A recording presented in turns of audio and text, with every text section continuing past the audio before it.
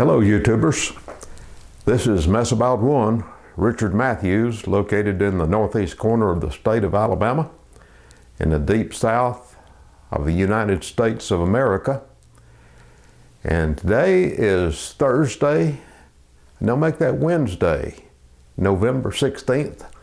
The year is 2016, and I am set up inside my barn studio, barn office today. It's a little cool outside and very, very foggy. I think the temperature right now is about 55 degrees. And it's about 10 o'clock, about 10 a.m. in the morning. And like I say, real foggy outside. We've had a lot of forest fires around in Alabama, Georgia, Tennessee, just hundreds of them over the past few weeks, still having those. And it's due to our area being in a drought condition and have been for, I guess, a couple of months now. So it's kind of smoky and foggy, and I guess you call it smoggy outside around here right now. We're hoping for some rain soon, and maybe it'll clear up this condition. Anyway, today I'm dry, comfy, and warm inside my barn studio, and I got the green screen set up behind me there, so it'll be working. And I wanted to check in with you again and thank all of those that made comments on the last few videos that I put up over the last week. And I made a little list of the people that made comments. Had a viewer named Cody Roll that commented. Also Leslie Donnie, and my old viewer, since he's been a young guy, Rob, called Robe 111. Eddie Dale Jr. checked in and made a comment on one of the videos. Sam Dossett, heard from Sam several times. He's a fan of my resumed Dixie raising series, and I plan on making this video a part of that series too. It'll be episode 8 of Dixie Raising when I get through with this introduction.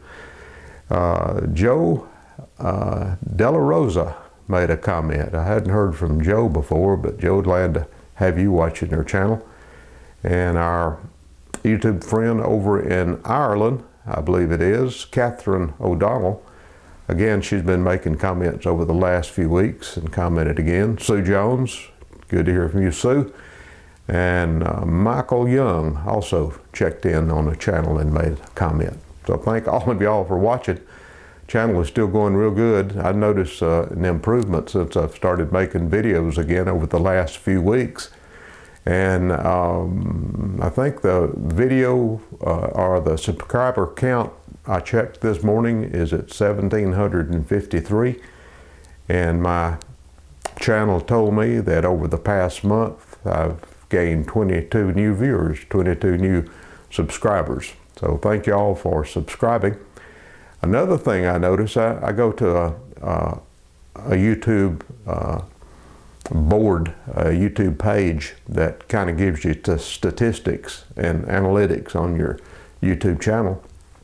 And it says, and this was a surprise to me, that 75% of the people who watch my videos over the last months are non-subscribers. Only 25% of the people that are watching my videos are regular subscribers, and that was kind of surprising. So you folks that are watching that are not subscribed, I'd appreciate it if you'd go ahead and subscribe to the channel. That way you receive updates when I post a new video, and I'll be able to see you in my subscriber list. And if you don't mind, just go ahead and subscribe if you're watching the videos. If you don't want to subscribe, that's fine too. But it's an easier way for you to stay in touch with what goes on the channel. And since I am becoming more active and plan to continue being more active, you might want to do that. So that gets us into the Dixie Raising episode again. And I've just started this back up. This, if you didn't watch my last video or two, I had a series back 9 or 10 years ago that I wanted to talk about my raising. The reason I call it Dixie Raising My young days from the 50s, a part of the 40s, 50s, and 60s, kind of the way and things I remember that were going on in the Deep South in my area of the country where I live now. And several people had commented they'd like to see that series resumed and have enjoyed the first episode, which was the last one. But as I said, this will be episode 8. And when I left last time, the last video I made on it, I was talking about when I was 3 or 4 years old. We lived in a place we called the Pines. Obvious reason, it was an old house that was surrounded by a huge pine thicket. And when we left that house, we moved on to a country store. And again, being 3 or 4 years old, I remember some things I remember from hearing my parents or my brother maybe talk about it. So it's real limited, I think, what a 3 or 4 year old would remember from that time. But anyway, continuing in this episode, it'll be us moving to a country store. And the country store was located in a little small town in our county of Jackson County, Alabama. And it was located near Larkinsville, Alabama. And Larkinsville was then and is still a very, very small town. Just a few hundred people live in that area. But it's an older town of our area of Jackson County. It goes back to some of the earlier days of the early 1800s, mid-1800s of a history of our county. But anyway, I'd talked before on the last episode that my dad had gotten some training in operating a retail store, and he had worked in a retail store in a little place called Hollywood, Alabama, which was close to where we lived in the Pines there. And I don't really know the reason that he decided to leave that and go into the store business of our own. And I also don't know if they purchased a store or they just kind of leased this little country store to start a business in. But anyway, we left the area in Hollywood, Alabama. I think that house, they may have sold that house at that time. My memory is a little fuzzy on that matter, but I think they may have sold that house and used part of that money to get into this country store in the Larkinsville area. And I'll have some photographs that kind of show that the old store is gone. I've put a representation of it up on the green screen behind me that in my memory how it looked. I wish I'd had a picture of it, but I never did get a picture of the old store. But anyway, it was I guess what you would call a shotgun store. It was just one long, narrow store. Half of it on one side was divided for storage of feed and grain and things like that, the bulk materials. On the other side of the store, the front part was where you had store items on the shelves, not a real big store, but limited items on the shelf. And then back in the back, past the store area, was our living quarters. So we lived, it would be my mother and dad and me and my brother lived in that store and operated the store up front. And we had gas pumps out front of the store, so we sold gas. It was on the main highway. It was on Robert E. Lee Highway at that time, which was a main highway that goes between Chattanooga, Tennessee and, say, Memphis, Tennessee, over in that direction. So it was on the main road. So we got some pass-through traffic, but most of it was just local business. And we moved down there. I can't remember what month out of the year it might have been, but the things I can remember, that I was fascinated this would have been about 1948, 49, which I would have been 3 or 4 years, maybe 4 or 5 years old. I think 4 years old at that time. My brother was 5 years older than me, so he would have been about 9 years old. But a thing that fascinated me when we moved to that store was the old gas pumps out front. It had the old round globe up on top of them, and it had a chain that hung down inside the gas pump. And every afternoon it was part of my task to go out and pull that chain and turn on the gas pumps. And that really stuck in my memories. I guess because it was one of my earliest responsibilities around the family. I was a chain puller to turn on the gas pump light. And I remember thinking that was a big deal and enjoyed that. Another thing I remember, that there was a big kind of a trailer truck that brought the feed and the seed and some farm supplies to our store. And I always look forward to that truck coming. And I looked for maybe a photograph or a logo of what I remember seeing on the side of that truck. But it had a big rooster on it. And I remember this being 4 years old. It had a big rooster on the side of the truck and a big sign that said Red Hat Feeds. And I've looked and can't find anything that, I guess that company is maybe out of business. Maybe it was a small business. But I remember the Red Hat Feed rooster that brought our feed to the store. Of course, I remember the fuel trucks coming in and dumping gasoline for the tanks for our little small pumps out front. And of course, some of the wholesale trucks came in and brought us things that were stocked in the store. And as I said, it was a very limited country store. Had the basics, flour and sugar and some canned things and bottled drinks and candy and snacks and things like that. And I remember a little bit about some of the people that came into the store. And one customer that I remember greatly, can't remember his name. He was a grown man at the time, and I'm guessing he was maybe in his 30s. But when you're out in a country area, sometimes a little country store is kind of a place to hang out. And he kind of hung out when he was allowed to around the store. And he'd visit with my mother. My mother, I don't know if my dad still had another job that he went off to, but I remember my mother mostly running the store. And this guy would hang around and talk to the customers that came in, and it was always warm there, and there was always something to eat there, and always people coming in and out. So it's kind of a little local gathering area. But this one particular guy, his thing was that he would catch people coming in, whether he knew them or not, and he would want to bet these people. We call back then in rural area, every soft drink was called a Coke. He would want to bet people that he could take one of these tall, I guess they were 12-ounce soft drinks at that time, and he could drink it without ever putting the bottle down. He would turn it up, and he would guzzle, chug-a-lug that whole bottle down. And the deal was, if he could do that, they'd pay for his drink. If he couldn't do it, he would pay for his drink. And these things were called RC Colas, I think was the name of it. And I guess they're still made. I may try to put a picture of one up on the screen back. But those things were strong, and they would burn your throat just taking a few sips. They were so strong in carbonation or had a lot of sugar in them.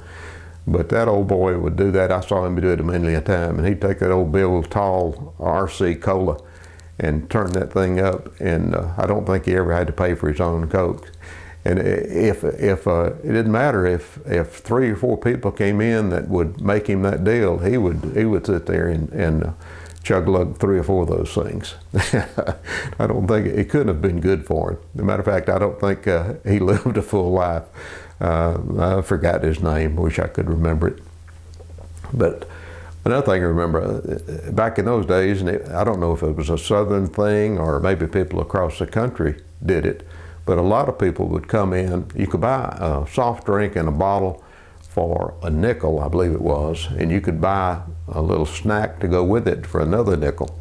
And they would come in and buy the soft drink and also get a bag of salted peanuts. And they would take these peanuts after they opened the soft drink and pour the peanuts down into the soft drink after they got a little bit of the liquid out so it would hold the peanuts. And then they would drink the thing and also chew those peanuts that got in their mouth as they consumed that thing. Now, it'd be interesting to know, you folks that are in other parts of the country or maybe in another country, if you mix soft drinks with peanuts as a something that you enjoyed. Remember, they were all kind of little, we call them Bob's. They were little crackers with peanut butter in them, and they were made by Bob's Cracker Company, I guess. But everybody enjoyed the Bob's. I think we had a little freezer, maybe had a little bit of frozen dessert, ice cream and such. Had all the normal things. One thing I do remember and being a little kid, that fascinated me was Cracker Jacks. And Cracker Jacks, I don't know when they started putting toys in Cracker Jacks, and I don't know when they stopped putting toys in Cracker Jacks. But back then, when you got to Cracker Jacks and opened it up, usually in the bottom of the box, after you ate all the Cracker Jacks, it was some kind of toy in a little piece of plastic, in a little wrapper.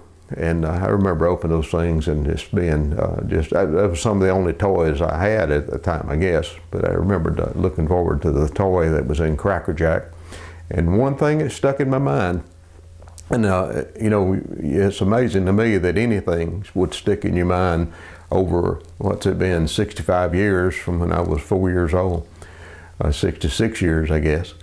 But I remember getting a certain little toy out of a box of Cracker Jacks, and what it was a little giraffe that was about 2 inches tall, and it had a little hole in the top so you could put it on a keychain, use it as a little keychain ornament. But it would glow in the dark. You'd hold it up to the light, and it would absorb the light, and it would glow in the dark. And I remember having that thing, and I'd take it inside the store and hold it up to the light, and then go outside the store and marvel at it glowing in the dark. But for some reason, I dropped the thing after I had gone outside, and I dropped it right beside the store. I remember just as well where I was when I lost my little glowing giraffe. But I looked for that thing. I remember my mother saying, well, wait till tomorrow when it's daylight and you'll find it. And I went out days in a row trying to find my little giraffe. Never did. It was gone. I was heartbroken over it. It's things like that, I guess, stick in your mind over that long time. Another thing I remember was playing with my brother, which, like I say, is 5 years older than me, so he would have been old enough to do some things. He'd be 9 or 10. And we had an old metal pedal car. I don't have a picture of it. My brother's house burned, and all of our family pictures was in his house. Or I would have some family pictures of all these things I'm talking about. But anyway, it burned, so those photographs are no longer in existence. But we had an old metal pedal car, and we played with that thing. You'd get inside and put your feet down, and I don't know if I could pedal it or not. My brother probably pulled me around the yard in it. But I remember him taking a hammer and a nail, and like I say, he was handy even at 9 years old. And he decided that the pedal car needed headlights. So he went out to where the headlights would have been on the little car and took his hammer and nail and punched a hole on each side of the fender of the car, front of the car, and rigged up, I guess it was a flashlight bulb and maybe a flashlight battery and wires. But somehow he, maybe even with the help of my dad, rigged up little bulbs that went in behind the holes and where the headlights should be on the car. So we had a metal pedal car with headlights. And again, that stuck in my mind.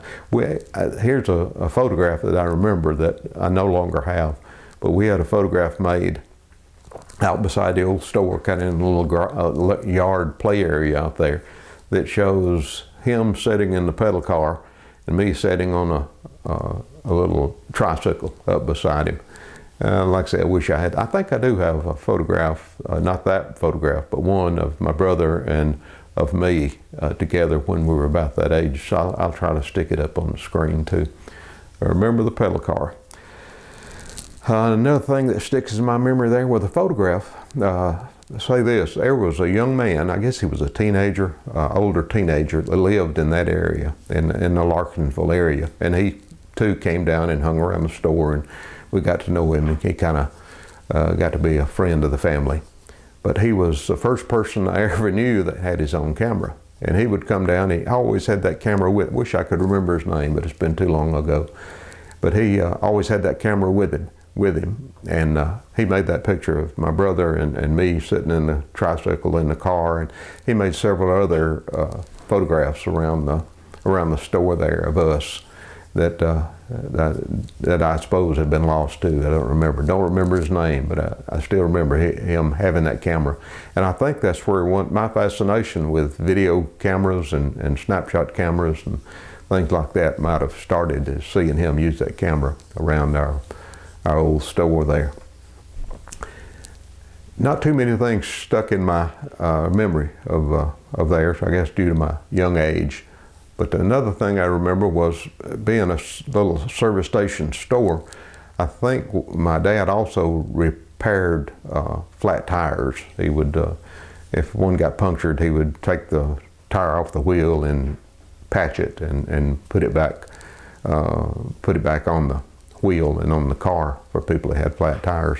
So we had some inner tubes around there, and I don't suppose, we had an air compressor so you could blow up those inner tubes. And I remember that was a plaything for my brother and me, was that we blew up several of those, I guess they were truck inner tubes, pretty good size inner tubes. Blew them up and threw them out in the yard, and I think put a piece of plywood on top of it, and maybe that was our country boy trampoline. But I can remember jumping on those car inner tubes and using it as a jumping platform. And what makes that stick in my mind is one day my brother and I were out playing and jumping on the inner tube platform, and he jumped high and fell flat of his back and knocked the breath out of him. And of course he was laying there on the ground gasping, and I thought he was almost killed. And I can still remember running to get my mother and her coming back out, and she said, well, he's gonna be okay. It just knocked the breath out of him. So that's my first memory of somebody having what we called getting the breath knocked out of you.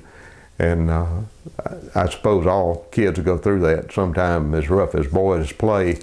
I can remember multiple times in my growing up years that I too got the breath knocked out of me by something I was doing, playing football or something that caused you to be knocked to the ground. One other thing I remember there, when I was talking about just to go back to kind of visit the places I lived for the first 4 years. I was born in that log cabin. If you want to hear about that, you can go back to my earlier video on Dixie Raisin series. Didn't live there long. We moved into an old church. Didn't live there long. We moved into the Pines. We didn't live there long. We moved into this old country store there in Larkinsville. And it turns out we didn't live there long. But the conditions, the first house we lived in had no indoor facilities at all. No running water, no electricity, nothing. It was a pioneer log cabin. The old church at least had electricity, but that was it. We had to walk and carry water from a nearby well. The toilet was outside, so no indoor facilities, except I think we had I know we had electricity, and that was it in that second house. Same thing for the house in the Pines. We had a well. I think it was drilled after we moved there, but it was a water well out back. It did have electricity, had no heating or cooling other than the fireplace. Had no telephone up then. No telephone or anything like that in those first three houses. And even when we moved to the store that I'm talking about in this episode, we still only had electricity. The water was in a well outside. The restroom was in a small building outside, and best I remember, no telephone. So up to I was 4 years old, we had none of those luxuries of life. It was hard times back then.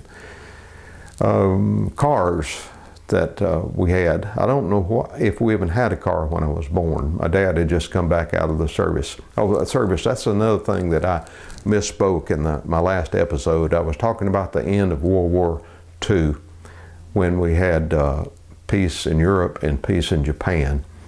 And I think I stated that war was still going on when I was living in the Pines, when I was 3 years old, which would have been, no, I misstated that the war was still going on I was born in November of 1945, and I think I stated the war was still going on at that time. In reality, we had peace in Europe in July of 1945, and victory over Japan in September of 1945. So both those events that ended World War II were a few months before I was born. I did misstate that in the last video. Cars, like I said, I don't know we had a car when we lived where I was born. I can't remember the car that we had when we lived in the old church. But the best of my memory, when we lived in the Pines, we had a World War II Jeep that had been sold off as surplus. And somebody, I don't know if my dad or who he bought the thing from or whatever, had taken plywood and built a top and side doors and such as that on the old Jeep, and that was our family vehicle. But I know for sure when we lived in Larkinsville, now I don't know if it was bought maybe between selling the house in the Pines and getting the store in Larkinsville and maybe had some extra money. But we had a Ford Model A, and I'll put a picture of it. I do have pictures of it, I think, somewhere, but I'll put a picture of the old Ford Model A, and I can remember riding in that thing. And one particular time I remember riding in it, this would have been when we lived at the store in Larkinsville when I was about 4. And my grandparents lived on a farm at Hollywood, which I mentioned before. And we didn't take vacations back then and had very little recreation. But one thing we did do, and it seemed like it was every weekend, is we would go to my grandparents' house, and other uncles and aunts and cousins and everything would gather there, and we would spend the weekend, a lot of the weekends, at my grandparents' house. And the uncles would hunt and fish, and the aunts would cook and talk about the kids and the family, and the kids would all get out and play together. But what I remember is in that old A-model Ford, riding from Larkinsville to my grandparents' farm up in a little place called Fairfield, which was a bit out of the small town of Hollywood, Alabama at that time. And I don't know if many of you remember how the early cars were made, but during the war, when a lot of these were produced, there was a shortage of metal. So part of the car that had to be was made out of metal, but the roofs had wooden slats in it and had a canvas over the top of the slats to make the roof. And to make it waterproof, the canvas was coated in tar.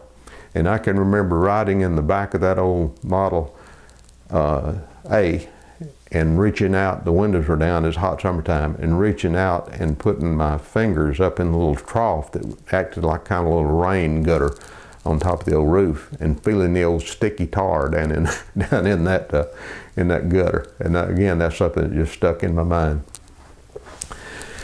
But that's about it as far as remembrances from Larkinsville, the old country store. The old store's gone now. I think it burned over the last 10, 12, 15 years. I can't remember exactly when. I went down the other day, and the old slab, the slab area where the store was, is still there. So I took a photograph of that, and I'll put it up. Also went by and took a photograph of the old church, and the church that had been converted into a house that we lived in at one time. The old house in the Pines has been gone a long time. I did take some photographs and I think a little video of the piney area. I guess our southern pines are maybe a little bit different from pine thickets, as we call them, pine woods, maybe in some of the rest of the country or other places in the world, but I'll include that in this video too to let you see the pine thicket area in the Pines. And what else? Next episode, and I'll call it episode 9, there were some, and again here I don't have everything real clear in my mind, but I did mention how often we moved. But for some reason, I don't know if the store business didn't go good, we weren't making enough money at it, or maybe it was too much work, or there was some reason we didn't stay at that store long. And at that time, we decided to move back into Scottsboro. Now, Scottsboro, in my county here, the biggest city in the whole county, then and now, was our county seat called Scottsboro, Alabama. So things were a bit advanced, more advanced in the city of Scottsboro than they were out in the country. But the next thing I'll talk about will be moving back in, or moving into the city of Scottsboro. And our living conditions improved a little bit, but as before, we still moved around quite a bit. And I'll talk about that in the next one. So that's about it for this one. I want to thank everybody for tuning in, and I think the last video, which would have been, I think, episode 7 of Dixie raising, I think I had about 200 viewers on it, so that's not bad for somebody that's neglected his viewers and his subscribers for as long as I have, and still put up a video and have people watch and comment, and everybody seems to be enjoying it. I have several more things going on that I won't get into right now, but I'll let that be it for today, and I'll get this thing edited and uploaded. And thank you very much for being a Mess About One viewer. One thing that I've noticed around here lately, and it happened over maybe 2 or 3 weeks, almost everywhere I would go, and when I first got to be on YouTube, I was kind of hesitant to let the local folks know that I was on YouTube. I had subscribers in many countries around the world, in many states around the country. But very few people here in town knew that I was making YouTube videos, and this word slowly got around. But just in these past few weeks, almost everywhere I go, and out in public, or especially in a crowd, I'll have somebody come up and say, I know you're on YouTube. And of course I tell them how much I enjoy it and how long I've been at it, and they usually have a few questions. So it's kind of fun to get out like that and have somebody recognize you from from YouTube. But I'll let that go, and I'll be back on again in a few days, and maybe add another episode to Dixie Raising. And I hope you are enjoying and they're just plain little remembrances of my childhood. I'm hoping they'll get a little better when I get old enough that I remembered more than I remembered these first 4 years. But it's been fun for me to think back, and I have a pretty good memory, and usually I can kind of set my mind on a certain time, and I can pull up memories. It's amazing how your brain works, but I can pull up memories from different times. And this series is an ideal thing to let me do that, because I'll say I was 4 years old and we lived here, and then those memories will start coming back. So it's enjoyable for me too, and I hope you enjoy it as much as I do. Thank you again, and I'll say goodbye.